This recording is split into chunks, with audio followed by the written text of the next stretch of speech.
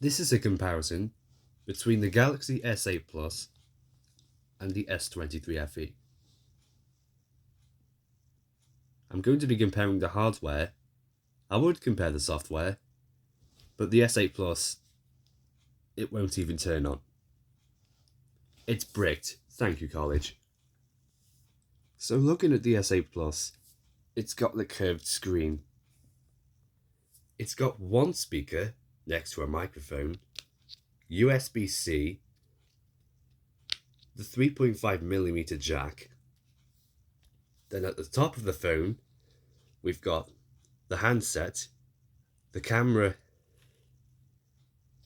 and then we've got, I think that's the Face ID or the iris. Then under the case is the SD card slot, and then we have another microphone. At the back of the phone, we have the camera, the touch, the heart rate, and then Touch ID. Looking at the S23 FE, you can tell it is very different right off the bat. The screen is now flat with the addition of the hole punch, which is popular on most phones nowadays. Basically every phone apart from Apple's iPhone. On the bottom we have a speaker and USB-C and two microphones. The 3.5mm jack has been removed. The only way you can use headphones is via Bluetooth. Now looking at the top of the phone, you've obviously got the hole punch camera and then a second speaker. Yes, the S23 FE, if you hold it in landscape, it switches to stereo sound, as opposed to the S8 Plus, which only has one speaker. And then underneath the case, the SD card has been removed. That little drawer underneath the case is only for the SIM card. And there's another microphone there. Now looking at the sides of the phone, on the S8 Plus, let's look on the right first. We have the power button. The phone's bricked, it won't turn on. Thank you, college. And on the left of the phone, we have the volume buttons, and then we have the Bixby button. On the S23 FE, you've got the power button and the volume buttons on the right, and nothing on the left. It actually came to my surprise that the S23 FE is actually the same size as the S8 Plus. This is the front.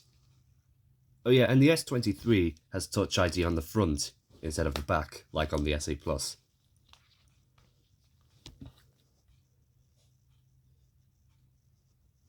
The front, the side, you can see they're the same size, and then the back.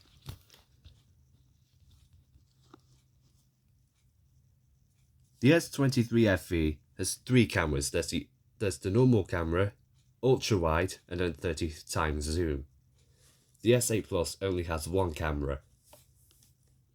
Speaking of, the S8 Plus's zoom rate is 1 to 8. On the S23 FE, it is 0.6 to 30. I would compare the operating systems, but obviously the S8 Plus is bricked. Thankfully, I know the operating systems by heart. The S8 Plus runs, or used to run in this case, Android 9. It came with Android 7, and updates were ceased in 2019. Well, 2021, but the S23 is still being updated. I believe it was shipped with Android 13, but at the minute it's running Android 14, One UI 6. This came with Samsung Experience. It's now running, or used to, One UI 1. Obviously, there are some things that both phones do better than one another. First, we're going to talk about what the S8 Plus can do better than the S23 FE. Obviously, it has the 3.5mm jack, in which the S23 FE does not. You've got iris recognition, of course. You've got the Bixby button, which was removed. And on the back of the phone, you've got the heart rate sensor, which is now only available on the Samsung Watch. Now, one thing I did like about the S8 Plus not being updated is the fact that it just wouldn't shit the bed because Google felt compelled to make one simple, inconsequential change to the phone that would completely break all of its functionality. Now let's look at the S23 FE and what this can do better than the SA Plus. Obviously, it's running the latest Android operating system. It's got stereo speakers, the camera quality is a lot better, Face ID is insanely better than on the SA Plus. Better battery life, bear in mind the SA Plus is 7 years old. Obviously with the S23 FE being a lot newer than the SA Plus, it's going to be a lot faster.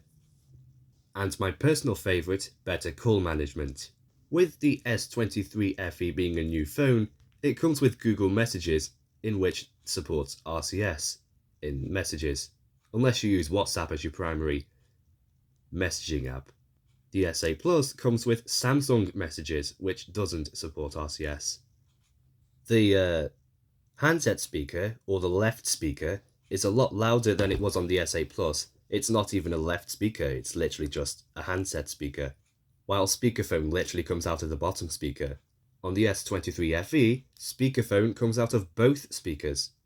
Also, one pet peeve I had with the SA Plus when someone would call me, on WhatsApp in particular, is that if I was doing something like watching YouTube videos or recording a video, and someone calls me mid-video, WhatsApp would just take up the entire screen while someone was calling me, and I just found that fucking annoying.